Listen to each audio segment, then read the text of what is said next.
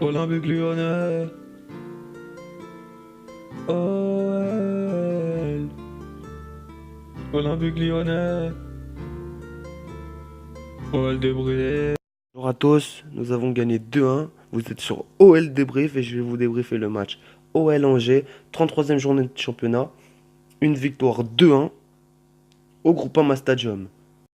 En commençant par la composition d'équipe, un 4-2-3-1, qui ça fait longtemps qui est là, qui est présent sur plusieurs matchs et qui cette fois a fonctionné face à Angers.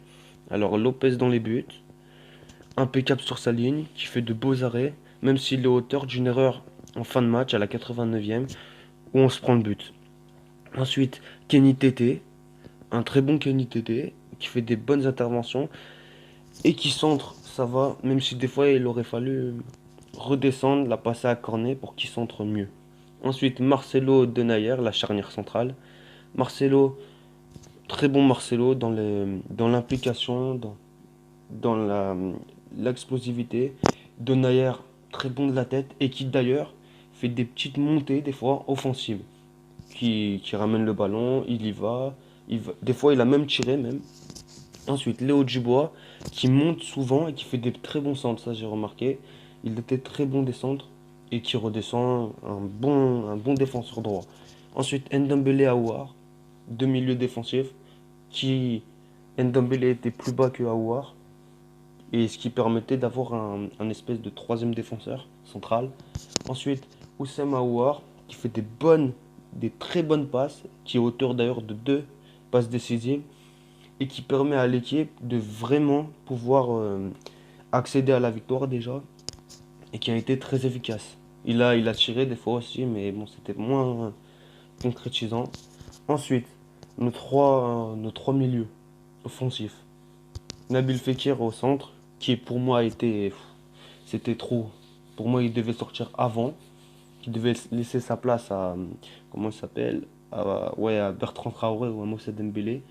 Pour moi, c'est plus possible. Nabil Fekir, il fait n'importe quoi. Il tire. À chaque fois, il a tiré. Il a tiré tellement de fois qu'à mon avis, le gardien, il était trop confiant.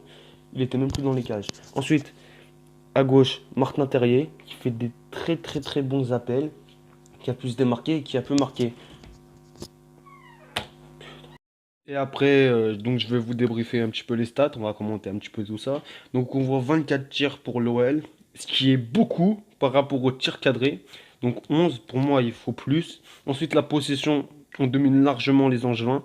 Les passes, il y en a beaucoup plus, c'est normal, on a plus de possession. La pression des passes, il y en a plus aussi, c'est bien. Par contre, on est agressif, 9 fautes, mais on se prend pas de jaune, carton jaune, alors que les Angevins, ils s'en prennent deux.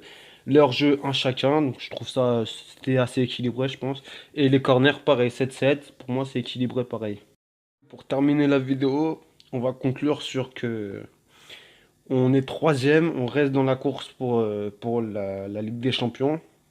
Et je pense que franchement, à la fin de saison, on va être troisième grâce à cette victoire. Il nous reste allez, 6 matchs à peu près, je crois bien, ou 7 matchs, je me souviens plus.